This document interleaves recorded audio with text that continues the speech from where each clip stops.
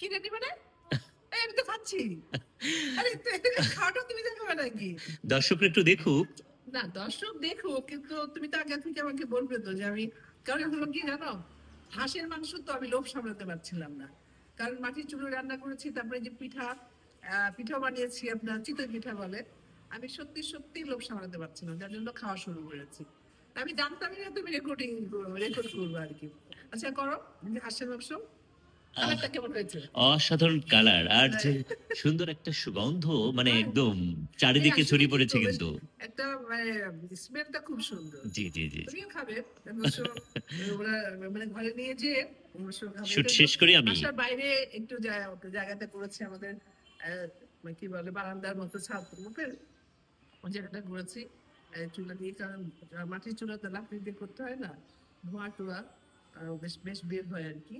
কারণ সত্যি খুব ভালো লাগছে, অনেকদিন পরে মাটির চুলোয় আমরা হাঁসের মাংস রান্না করেছি, ভালো লাগছে আসলে। হাঁসের মানে মাটির চুলার মানে রান্নাটা কিন্তু অন্যরকম স্বাদের, অন্যরকম ফ্লেভার, খেতে মজা লাগে। আমি দেশের বাড়ি এখানে মাটির চুলায় রান্না খাই, গ্যাসের চুলা আছে, আমি বলির দরকার নেই, ঢাকাতে তো গ্যাসের চুলা রান্না খাই, তো মাটির চুলায় রান্না করি। আর একটা হলো আমাদের দেশে, আমাদের দেশে তো অনেক গাছ, তো অনেক পাতা পড়ে এইসব সিজনে, তো বস্তা ভরে ভরে রাখি আমি চুলের পরে বসে সাথে আপনার ছাই মানে পাতা দেন চুলায়। অনেক লাগে আর কি। খুব আমি দেশে গেলে খুব এনজয় করি, মানে খুব ভালো লাগে, একটু মাঠে ঘাটে যাই, তারপর আপনার মানে শৈশবের স্মৃতিগুলা মনে চলে আসে।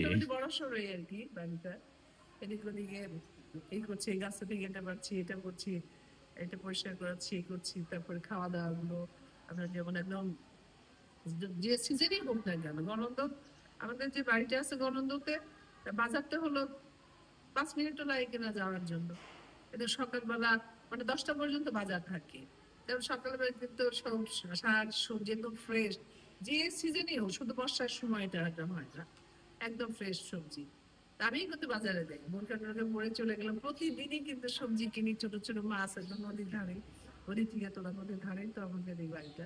এখন আর সেই নদী নাই, শুকিয়ে গেছে, আবার যখন বর্ষা হয় তখন নদী, কাছাকাছি নদী আছে, মাছগুলো ধরে নিয়ে আসে, ছোট ছোট মাছ আমি নিজে কিনে নিয়ে আসি, সবজি কিনে নিয়ে আসি, আমার খুব ভালো লাগে আর কি। তো যাই হোক, আসলে মোটামুটি আল্লাহর রহমতে, আল্লাহর মেহেরবানিতে, আপনার দোয়ায় এনজয় করি এসব নিয়ে আর কি। আমার ভালো লাগে এসবের মাঝে বেঁচে থাকতে। গ্রামে গেলে গ্রামের পরিবেশের যা যা দরকার, যা যা করণীয় করি। ঢাকাতেও এখন কিন্তু ঢাকার বাসাতেই আমি এই প্রথম আমি ঢাকার বাসাতে আপনি মাটির চুলোয় রান্না করছি, করলাম। অনেকদিন থেকে ভেবেছি, চুলোটি এনেছি কিন্তু দেশের থেকে, কিন্তু আমার রান্না হয় না। এই ভাবি, প্রতিদিনই ভাবি, বা যখন মনে পড়ে ভাবি, এই ভাবতে ভাবতে কালকে ভাবলাম না, যে কালকে দেখি হাঁসের মাংস নিয়ে এসছে, আবার আলু চাল গুঁড়ো করেছে আর কি। তো পিঠা বানানো, ভাপা পিঠে, তারপর ভাজা পিঠে, অন্য অন্য পিঠে, আমাদের আবার একটা ছোটখাটো অনুষ্ঠান আছে, তো একদমই পারিবারিক।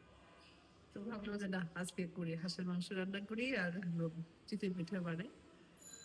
তো ভাবলাম যে আমার খোকাকে বললাম যে চুলাটা বাইরে জ্বালিয়ে টেনে রেডি করো, তো ভালো লাগছে, খাচ্ছিও কিন্তু বাইরে বসে বসে, মজাই লাগছে আমার। সেই গ্রামের কথা, সেই ছোটবেলার কথা, সেই স্মৃতি মনে হচ্ছে আমার। আসলে স্মৃতি তো স্মৃতি থাকবে, আর স্মৃতিটা যদি না থাকে তাহলে আপনার সামনে যাওয়াটা মুশকিল আর কি। মানে স্মৃতি বর্তমান, সামনেটা দেখিনি যে কি হবে, তারপর কিছু কিছু সময় ভাবা উচিত, একদমই ছেড়ে দিলে হবে না, আবার বেশি বেশি ভাবলেও কিন্তু মন খারাপ হয়ে যাবে আর কি।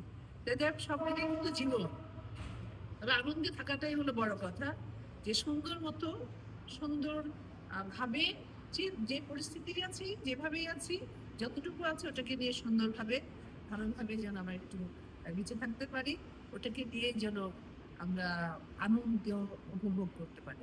ভালো থাকবেন, সুস্থ থাকবেন।